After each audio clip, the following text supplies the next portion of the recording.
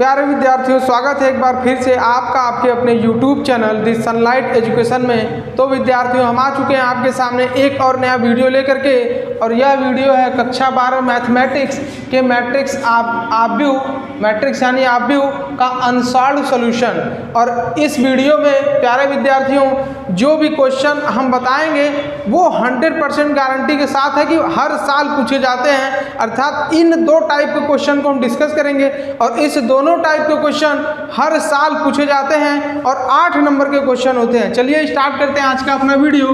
तो हम लोगों का जो पहला क्वेश्चन है, पहला क्वेश्चन कह रहा है प्रारंभिक विधि से A इज इक्वल टू कोई आव्यूह है, मैट्रिक्स है, A is equal to matrix of 1 3 3 1 3 3 1 4 3 1 4 3 1 3 4 1 3 4 एक मैट्रिक्स दे दिया है और कह रहा है कि इसका प्रतिलोम यानी व्युत्क्रम निकालना है, हमें इन्वर्स फाइंड करना है प्यारे विद्यार्थियों।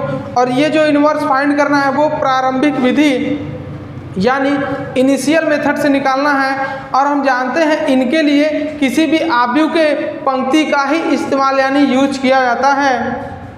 पंक्ति का मतलब लेफ्ट टू राइट, बाएं से दाएं की ओर। जैसे अगर इसमें पंक्ति की बात करें तो पहली पंक्ति R1 है 1 3 3, दूसरी पंक्ति है 1 4 3 और तीसरी पंक्ति अर्थात थर्ड रो है 1 3 4। यानी ये फर्स्ट रो, ये सेकेंड रो एंड ये थर्ड रो है। ठीक है, तो अब हम इसका सॉल्यूशन किस प्रकार से निकालते हैं, चलिए उस पर अब हम डिस्कस करते हैं। तो ऐसे क्वेश्चन को सॉल्व करने से पहले अर्थात सॉल्यूशन निकालने से पहले एक इक्वेशन हम लिखते हैं A is equal to I A is equal to I A, जहाँ पे A यही मैट्रिक्स है यानी यह आव्यूह है और ये I क्या है, यह आइडेंटिटी मैट्रिक्स है, यह आइडेंटिटी मैट्रिक्स है। तो अब हम देख रहे हैं कि यहाँ 3x3 आर्डर का एक मैट्रिक्स दिया हुआ है, तो इस A वाले प्लेस की जगह पे हम उसको लिख देंगे अर्थात 1 3 3 1 4 3 1 3 4 इज इक्वल टू, अब 3x3 का एक आइडेंटिटी लें तो 1 0 0 0 1 0 0 0 1, और यहाँ पे ये जो A है इसको हम राइट कर देंगे। और हम ये बता दें कि यह क्वेश्चन हर साल 100% गारंटी के साथ पूछा जाता है। इस टाइप्स के हर साल क्वेश्चन आपको देखने को मिलते हैं। तो इस क्वेश्चन को कैसे सॉल्व करेंगे, एक क्वेश्चन के माध्यम से इनको सीख लेते हैं, आपका 8 नंबर बोर्ड में फिक्स है। ठीक है, तो सबसे पहला काम हमें करना क्या होता है कि इस इक्वेशन में A की जगह इसकी वैल्यू को लिख दिया हमने और इसी 3x3 का एक यूनिट मैट्रिक्स अर्थात आइडेंटिटी मैट्रिक्स हमने लिख लिया है। अब इसके बाद हम क्या करेंगे कि इस आइडेंटिटी को यहाँ से लेकर के यहाँ पे हमें लाना है, अर्थात ये जो आइडेंटिटी यहाँ दिख रही है इस आइडेंटिटी को हमें यहाँ बनाना है। तो इसके लिए कुछ हम कंडीशन इसमें अप्लाई करेंगे, जैसे ये R1 है और ये R2 और ये R3। ठीक है, तो जैसे यहाँ 1 0 0 दिख रहा है तो यहाँ तो 1 है ही, यहाँ 3 है, यहाँ 3 है, यहाँ 0 लाना चाहिए हमें, यहाँ हमें 0 चाहिए, यहाँ 1 चाहिए और यहाँ पे 0 चाहिए। बात आ रही समझ में? तो एक चीज़ ध्यान दीजिए, अगर हम इस R2 में से R1 को माइनस कर दें अर्थात R2 tense to R2 minus R1 कर दें तो हमें देखने को मिलेगा कि यहाँ पे इस वाले की जो वैल्यू है अर्थात ये जैसे ही कंडीशन इसमें अप्लाई करेंगे तो देखते हैं हमें क्या मिलता है। यहाँ पे तो R1 वही रहेगा यानी 1 3 3 और इस R2 में से इसको माइनस करेंगे R1 को 0, 4 माइनस 3 1, 3 माइनस 3 हो जाएगा 0, फिर यहाँ बचेगा 1 3 4 और यही वर्क यानी यही काम हमें यहाँ इनके साथ भी करना है। R1 को सेम टू सेम छोड़ दें, R2 माइनस R1 करेंगे -1, R2 minus R1 +1, R2 minus R1 हो जाएगा 0 और ये 0 0 1 है। ठीक है प्यारे विद्यार्थियों, बढ़ते हम इसमें आगे की तरफ। तो ये 0 1 0 हमें मिल चुका है।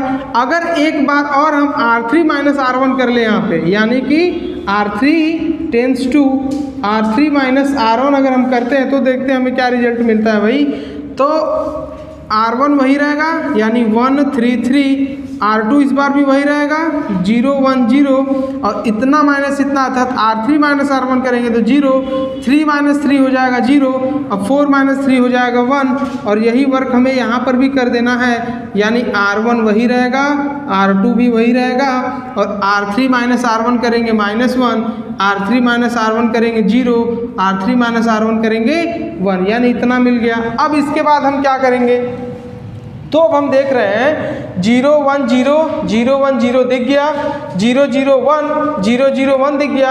अब इन दोनों को हमें 0 करना है, अर्थात इनको 0 करना है और इनको 0 करना है। अगर हम एक काम करें कि इस R2 में 3 का मल्टीप्लाई कर दें, यहाँ पे ए छूटा हुआ है, ए राइट हम कर देंगे ऐसे, ठीक है। बढ़ते हैं आगे की तरफ, तो हम देख रहे हैं कि यहाँ पे 3 है और यहाँ 1 है। अगर इसमें हम 3 का मल्टीप्लाई कर दें, 3 का इंटू करें और इसमें से इसको सब्ट्रैक्ट कर दें अर्थात घटा दें, तो हमें यहाँ 0 मिल जाएगा और वही वर्क हमें इनके साथ करना है। तो पहले R2 को हम देख लेते हैं, यानी लिख सकते हैं यहाँ R1 tense to R1 minus 3R2, ठीक है। यानी इसमें 3 का इंटू करना है और इसमें से हमें माइनस कर देना है। तो अब हम देख रहे हैं कि यहाँ पे हमें क्या मिलता है भाई, तो R1 वही है अर्थात R1 माइनस 3R2, इसमें 3 का इंटू करके इनके साथ माइनस करेंगे तो वही मिलेगा, यानी 1 हो जाएगा ये। फिर इसमें 3 का मल्टीप्लाई करके इसमें से माइनस करेंगे तो 3 माइनस 3 हो जाएगा 0। फिर आगे बढ़ते हैं, इसमें 3 का मल्टीप्लाई करेंगे तो ये 0 है और इसमें से माइनस करेंगे तो ये 3 बचेगा और फिर उसके बाद जो वैल्यू है हम लिख देते हैं 0 1 0 0 1 0 0 0 1 0 0 1।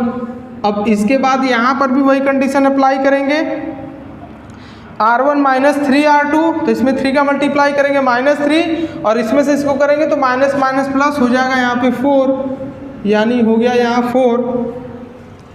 3 का मल्टीप्लाई करके इनके साथ घटाएंगे तो हो जाएगा -3 3 का मल्टीप्लाई करके इनके साथ घटाएंगे, ये ओवरऑल 0 हो जाएगा और इसके बाद हम लिख देंगे -1 1 0 1 0 और फिर उसके बाद -1 0 1 और ये ए जैसे था वैसे उस प्रकार राइट कर दें और वही कंडीशन हमें यहाँ पे देखने को मिल रही है, यानी कि अगर हम लिख दें R1 tense to R1 minus 3R3 अगर करें तो यहाँ पर भी हमें सेम वही स्थिति दिखेगी 1 0 0 अर्थात इसमें 3 का मल्टीप्लाई कर इससे घटाएंगे वही, इसमें 3 का मल्टीप्लाई करेंगे वही, इसमें 3 का मल्टीप्लाई इसको घटाएंगे तो ये 0 हो जाएगा। फिर 0 1 0 फिर 0 0 1। बढ़ते अब हम आगे की तरफ, वही कंडीशन यहाँ होल्ड करेंगे तो इसमें 3 का मल्टीप्लाई करेंगे तो -3 और माइनस का इंटू कर देंगे प्लस, तो 4 + 3 कितना हो जाएगा 7। 3 का इंटू करेंगे 0, इसमें से माइनस करेंगे अर्थात वही रहेगा।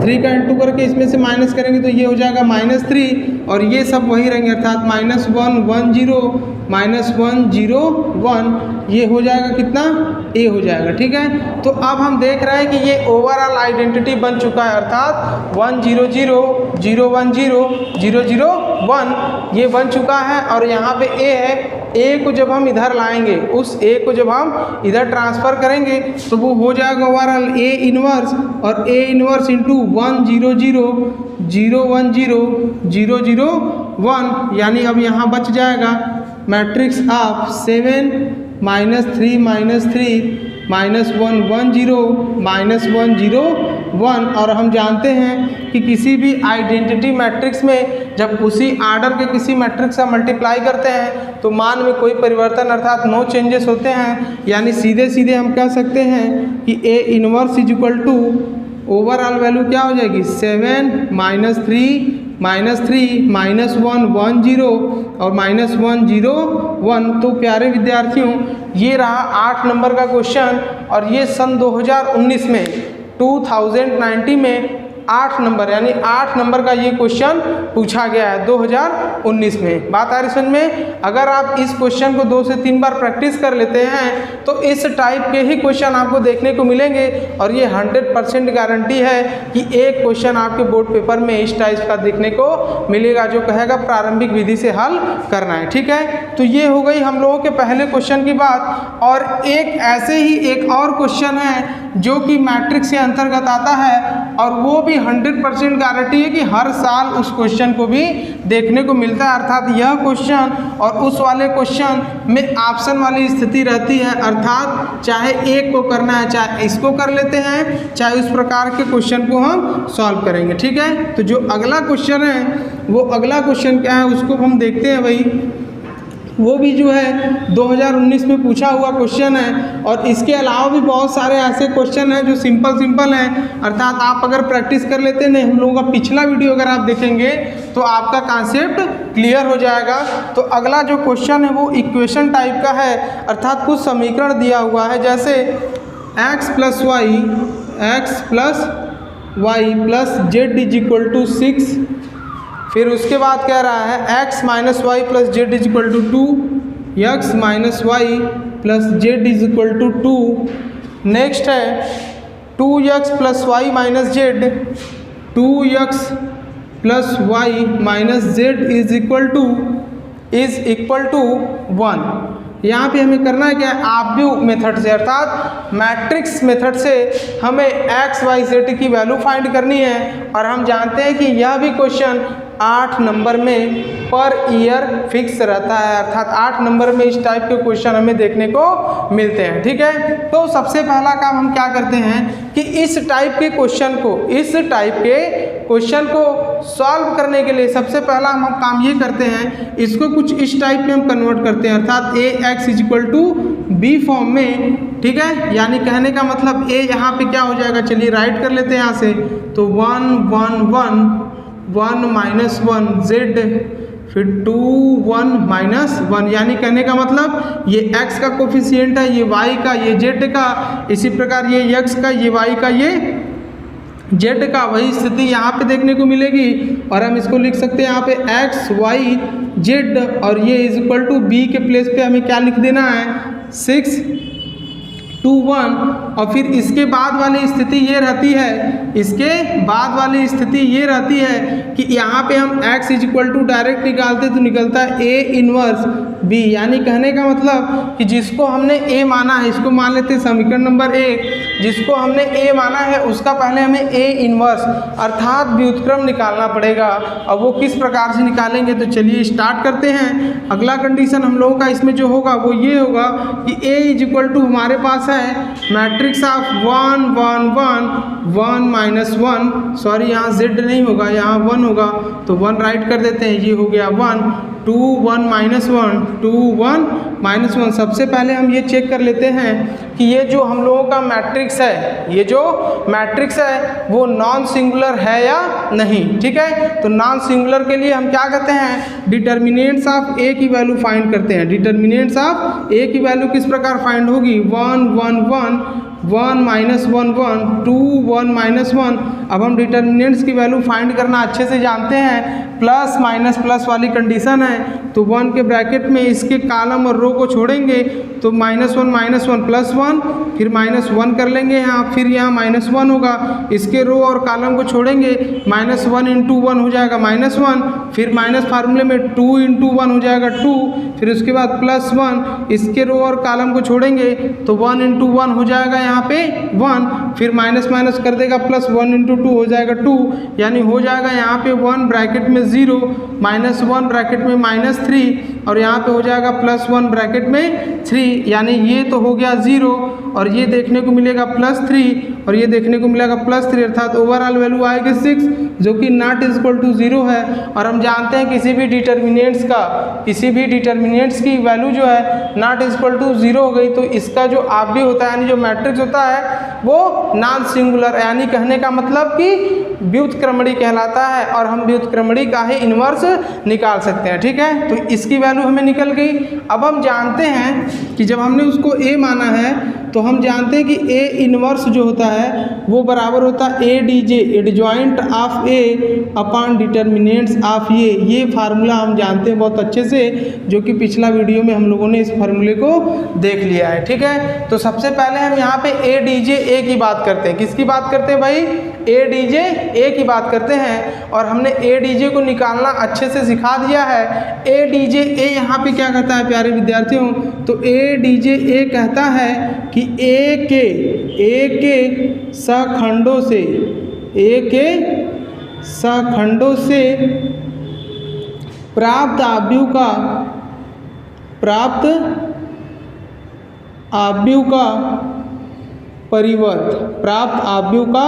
परिवर्त, यानी कहने का मतलब को फैक्टर हमें निकालना है ए का। तो सबसे पहले ये लिख लें क्या कि ए के सहखंडों जिसको को फैक्टर हम कहते हैं, सहखंडों से प्राप्त आव्यूह, पहले आव्यूह हम प्राप्त कर लेते हैं कि वह आव्यूह कैसे प्राप्त होता है। तो इसको हम बता चुके हैं बहुत अच्छे से, एक वीडियो के माध्यम में इसको बता दिया है को फैक्टर कैसे निकाला जाता है। अब डायरेक्ट हम यहाँ पे निकालने का प्रयास करेंगे। तो हम देख रहे हैं कि ए की वैल्यू हमारे पास कितनी है प्यारे विद्यार्थियों, तो हम जानते हैं 3/3 का जो सिंबल होता है वो plus minus plus minus plus minus plus minus ये हमें देखने को मिलता है। यानी सबसे पहला काम हमें ये कर लेना है कि इसका माइनर निकाल लेना है। माइनर निकाल लेने के बाद प्लस माइनस प्लस इस प्रकार से मल्टीप्लाई करेंगे तो वो को फैक्टर को बता देगा। तो चलिए हम निकालते हैं पहले इसका माइनर। तो माइनर अगर हम बात करें इस 1 के माइनर की, तो इसके रो और कॉलम को हम छोड़ेंगे तो 1 -1 × -1 +1, फिर -1 × 1 0, तो 1 - 1 यहाँ हो जाएगा 0 और यहाँ कर देंगे हम 0। फिर बढ़ते हैं आगे की तरफ, इस सेकेंड वाले की बात करेंगे तो इसके रो और इसके कॉलम को छोड़ेंगे तो -1 × 1 -1 × 1 हो जाएगा -1, फिर -2 × 1 हो जाएगा 2, तो -1 -2 हो जाएगा -3, तो -3 यहाँ क्या करेंगे राइट कर देंगे। फिर उसके बाद हमें क्या करना है आगे की तरफ बढ़ेंगे, यानी इसकी बात करेंगे इसके माइनर की, तो इसके रो और कॉलम को हम छोड़ देंगे। तो रो और कॉलम को जैसे ही हम छोड़ेंगे 1 × 1 हो जाएगा 1, फिर माइनस, फिर 1 2 × -1, तो माइनस माइनस प्लस कर देगा, तो 1 + 2 हो जाएगा 3, तो यहाँ पे 3 राइट कर देंगे। फिर अब इसमें आगे की तरफ बढ़ते हैं, तो अगला जो हम लोगों का है वो यह एलिमेंट है। अब इसके माइनर की बात करें तो इसके कॉलम और रो को हम छोड़ेंगे तो हो जाएगा -1 इधर, 1 × 1 बीच में माइनस, तो -1 -1 हो जाएगा प्यारे विद्यार्थियों, -2 हो जाएगा। अब फिर बढ़ते हैं इसमें आगे की तरफ, इनकी बात करें तो इनके कॉलम और रो को हम छोड़ेंगे, तो कॉलम रो को जब हम छोड़ देंगे -1 × 1 -1, 2 × 1 2 -1 सॉरी, तो -2 -1 हो जाएगा यहाँ पे -3। अब बढ़ते हैं फिर आगे की तरफ, अब इनकी बारी, तो इनके पे आएंगे तो इनके रो और कॉलम को हम छोड़ेंगे तो 1 -2 1 -2 यानी 1 -2 करेंगे तो हो जाएगा -1।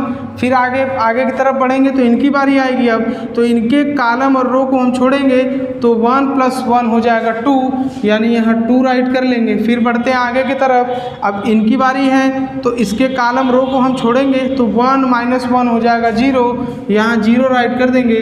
अब बच रहा है लास्ट एलिमेंट, तो लास्ट एलिमेंट के लिए इसके कॉलम और रो को छोड़ेंगे तो -1 -1 हो जाएगा -2, और हमने बताया कि इसको देखते हुए प्लस माइनस का n2 करेंगे। जैसे इस प्लस का इसमें करेंगे नो साइन वही रहेगा, कोई चेंजेस नहीं आएगा। इस माइनस का इसमें मल्टीप्लाई करेंगे तो ये हो जाएगा +3, प्लस का 3 में करेंगे वही रहेगा, माइनस का -2 में करेंगे तो +2 हो जाएगा, प्लस का -3 में करेंगे -3, माइनस का -1 में करेंगे तो +1, और प्लस का 2 में करेंगे तो 2 ही रहेगा, माइनस का 0 में करेंगे तो 0, प्लस का 2 -2 में करेंगे तो उतना ही मिलेगा।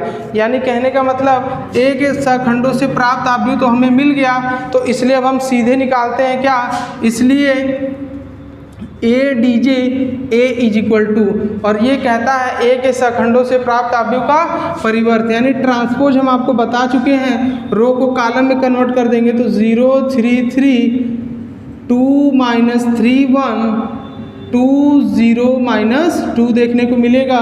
तो ये तो वैल्यू हो गई किसकी, ADJ A की।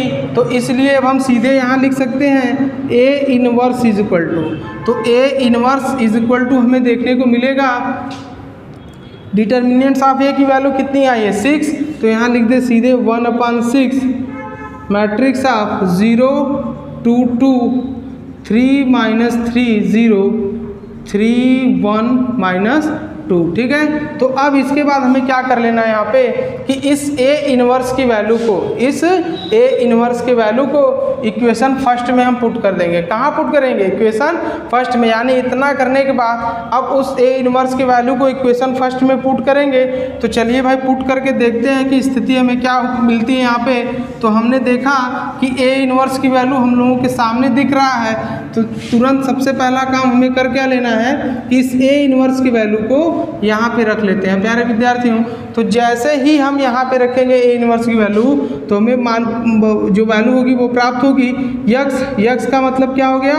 एक्स वाई जेड हो गया, और ये is equal to A inverse की वैल्यू 1/6 मैट्रिक्स 0 2 2 3 -3 0 3 1 -2, और इस B की वैल्यू हम देख रहे हैं यहाँ पे 6 2 1। ठीक है, तो हम देखते हैं 1 2 3, ये 3/1 का एक है मैट्रिक्स, और ये जो है 3/3 का मैट्रिक्स है। तो इनका मल्टीप्लाई पॉसिबल है। कैसे? कि इस वाले मैट्रिक्स का जो नंबर ऑफ कॉलम है इस वाले मैट्रिक्स के नंबर ऑफ रो के इक्वल है, यानी ये दोनों इक्वल हैं, तो इसलिए इनका मल्टीप्लाई पॉसिबल है। अब मल्टीप्लाई करने पे जो मैट्रिक्स फाइंड होगा उसका ऑर्डर हो जाएगा 3/1। तो चलिए मल्टीप्लाई करके देख लेते हैं। तो ये हो जाएगा एक्स वाई जेड हो जाएगा, और ये इज इक्वल टू 1/6। अब हम यहाँ मल्टीप्लाई करते हैं, तो रो बाई कॉलम मल्टीप्लाई होता है, तो 0 × 6 हो जाएगा 0, फिर 2 × 2 हो जाएगा +4, फिर 2 × 1 हो जाएगा 2, फिर अब इसका मल्टीप्लाई इसके साथ 3 × 6 हो जाएगा 18, -3 × 2 हो जाएगा -6, और 0 × 1 हो जाएगा 0। अब इनकी बारी इनके साथ, तो 3 × 6 हो जाएगा 18, फिर 1 × 2 हो जाएगा 2, फिर हो जाएगा -2 × 1 हो जाएगा -2। यानी अब इसके बाद की जो वैल्यू होगी वह कुछ इस प्रकार से होगी, यानी लिख सकते हैं हम यहाँ X Y Z is equal to 1/6 matrix of, यहाँ मिलेगा कितना 4 + 2 हो जाएगा 6, और यहाँ मिलेगा 18 - 6 इज इक्वल टू 14, और 18 + 2 - 2 0 हो गया, तो ये हो गया 18। यहाँ कुछ मिस हो रहा है।